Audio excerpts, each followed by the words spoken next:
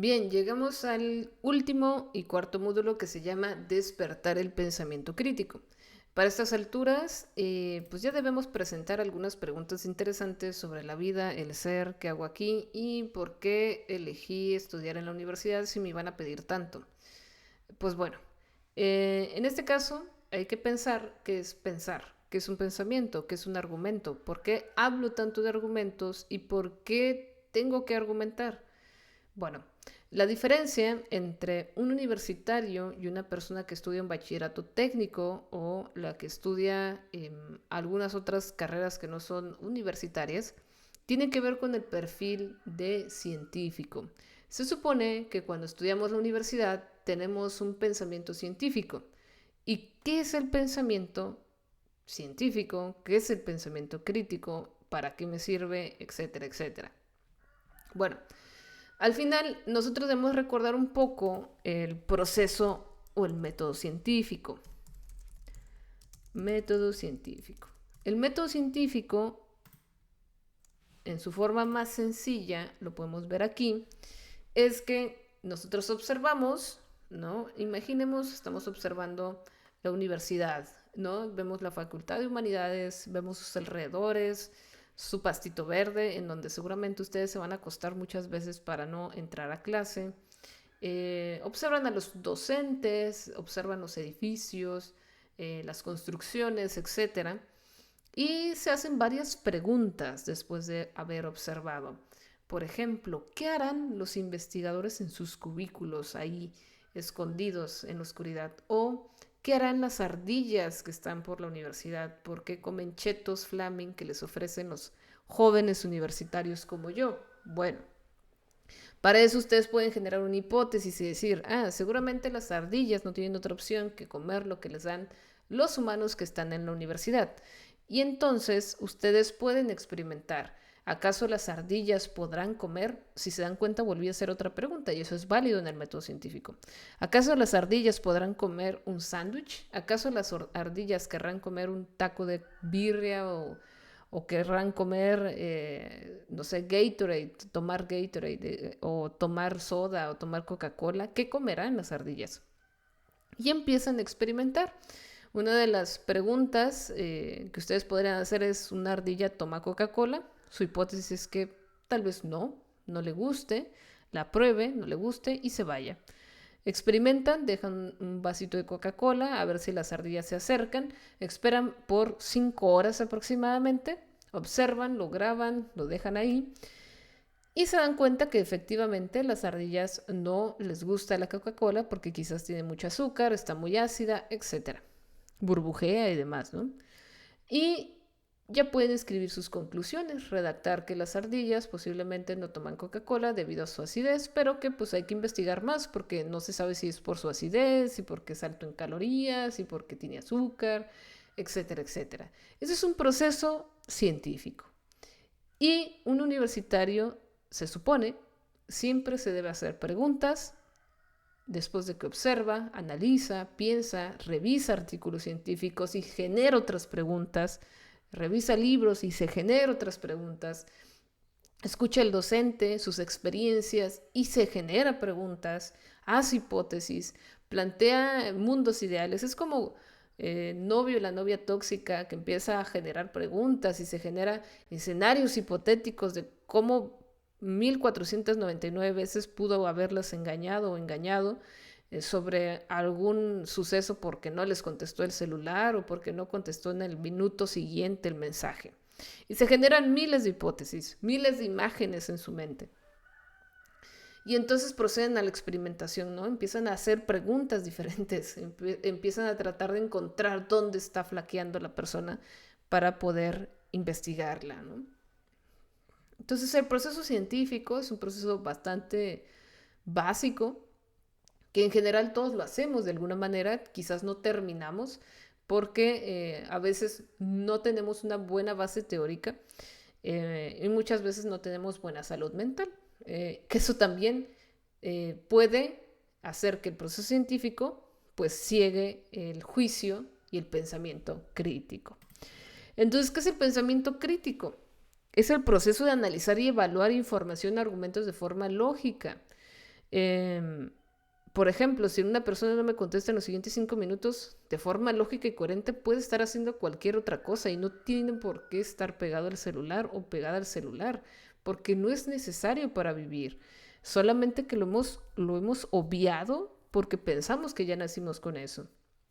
Entonces, son argumentos de manera lógica y coherente para formar un juicio claro y racional. Involucra la habilidad de identificar, construir, evaluar argumentos y aplicar la lógica para evitar contradicciones. Y muchas veces lo que nosotros queremos ver es que la persona se contradiga para probar nuestro punto, asegurando que las conclusiones sean coherentes con las premisas. Es decir, lo que buscamos es, primero, que no se contradiga, que se mantenga una situación de forma objetiva y que nuestras dudas sean objetivas también, porque muchas veces nos basamos en preguntas que no son claras, que no son objetivas y que están lejos de llevarnos a una buena conclusión. Aquí hay un ejemplo, ¿no? De eso, por eso les pido que lean el manualito. Y bueno, ¿qué es un pensamiento y qué es un argumento? Para entender el pensamiento crítico, pues debemos entender que un pensamiento es un proceso mental en el cual se reflexiona, razona o considera ideas y conceptos. Eso es lo primero. Un pensamiento es una idea que también tiene que ver con el lenguaje, porque es un concepto. Una idea, por ejemplo, nosotros cuando cerramos los ojos o cuando tenemos los ojos abiertos, sentimos que hay una imagen como nebulosa aquí entre los ojos, ¿no? Hay una imagen ahí en el cerebro, en la mente, ¿no? Que se proyecta. Y es ahí donde yace nuestra sensación de pensamiento.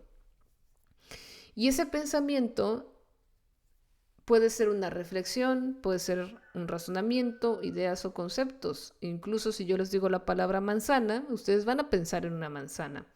Pero van a pensar en la manzana que ustedes creen que están pensando. Por ejemplo, eso lo decía Fernández Saussure, lingüista también. Si yo digo la palabra manzana, ¿qué color de manzana estás pensando? Y justamente esto es uno de los problemas que tiene los algoritmos y modelos de lenguaje que se basan en bases de datos específicos. Por ejemplo, si yo escribo la palabra manzana, ¿qué tendrá la base de datos? Claramente la primera manzana que me arroja Google es una manzana roja. Luego abajo ya hay manzanas verdes, manzanas amarillas y de otros colores, pero tiene que ver con que la mayoría de las personas al pensar en manzana lo referenciamos a ese color de manzana. Sin embargo, hay personas que por sus experiencias de vida piensan en una manzana amarilla, en una manzana verde, o quizás porque en la escuela les enseñaron pensar en una manzana verde. Pero en general, en la escuela, cuando nos dicen pinta una flor o haz una flor, es la clásica flor con la bolita y los pétalos y listo, ¿no? Cuando pensamos en una manzana o en una profesora de preescolar, pensamos que la profesora de preescolar tiene una manzana con sus libros. Es una representación simbólica al final. Entonces, esto es un pensamiento, ¿no? Que hay cuestiones abstractas, hay cuestiones de razonamiento, eso es un pensamiento. El pensamiento nos dice que puede ser creativo, crítico, abstracto y es fundamental para la toma de decisiones, la resolución de problemas y comprensión del mundo.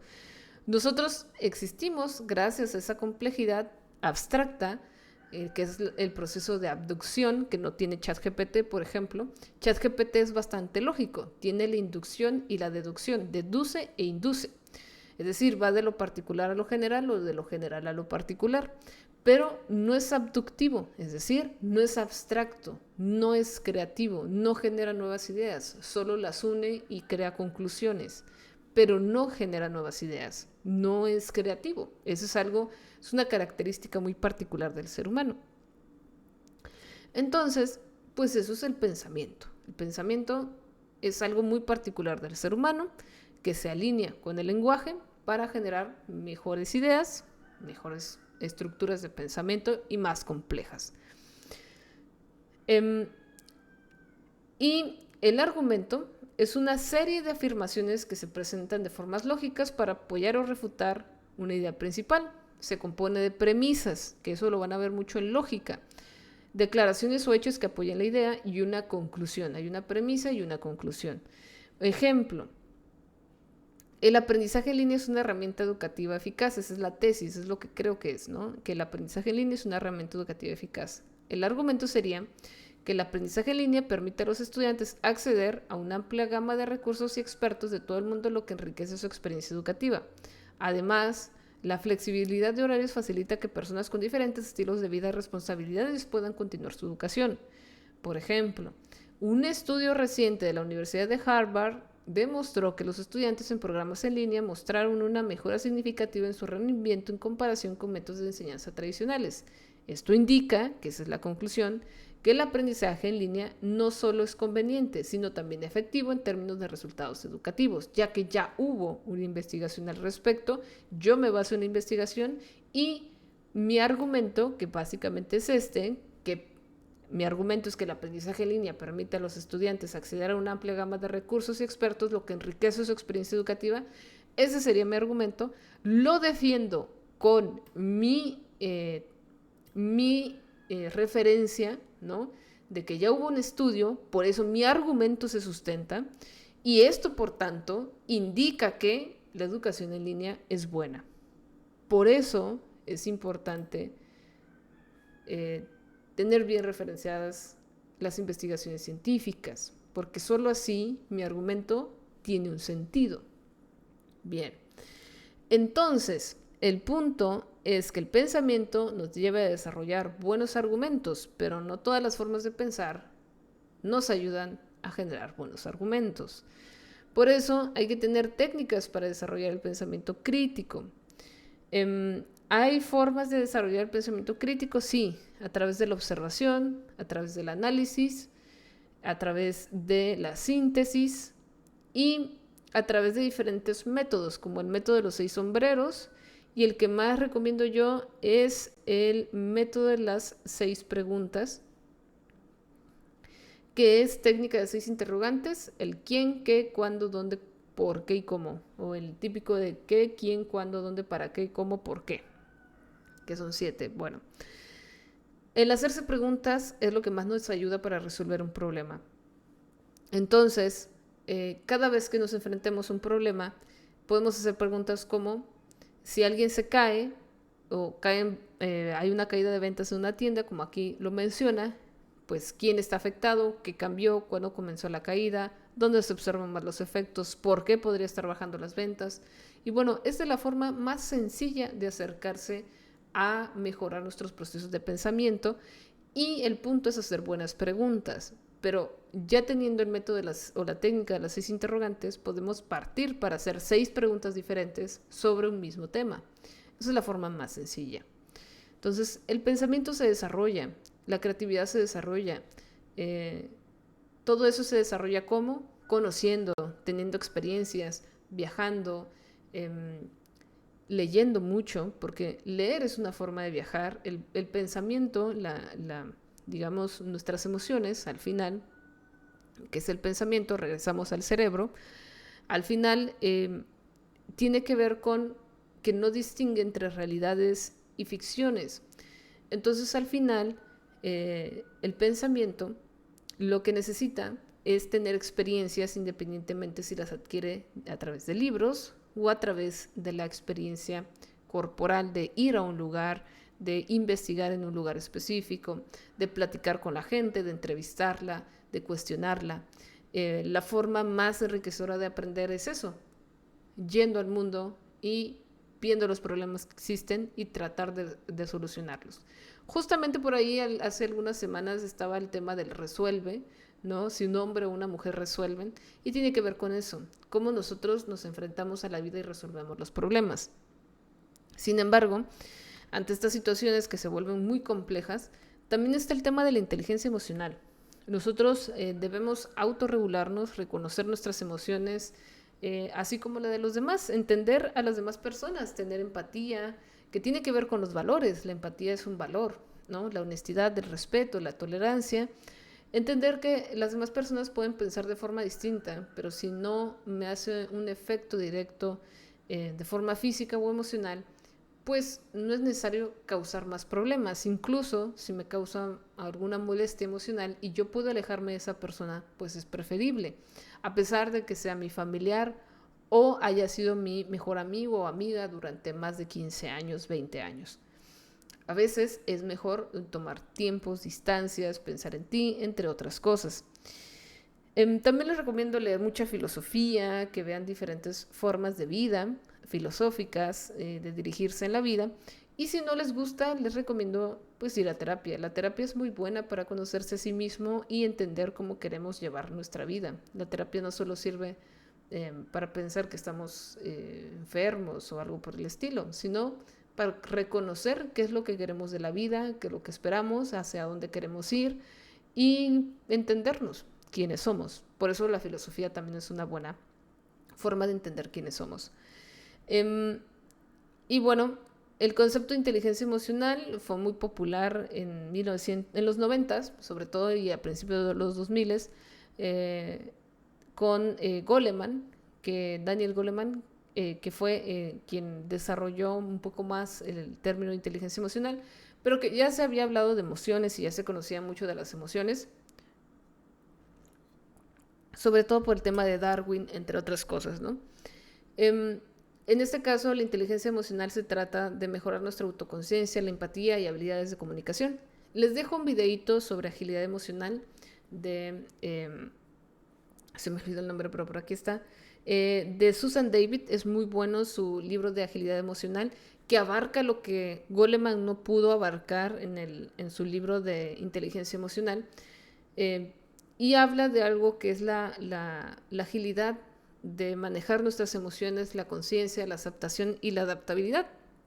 Que ser adaptativos nos ayuda mucho a convivir mejor en sociedad y entender mejor nuestras situaciones, incluso si venimos de la pobreza, si venimos de clase media o si creemos que somos de clase alta, porque no creo que nadie sea de clase alta.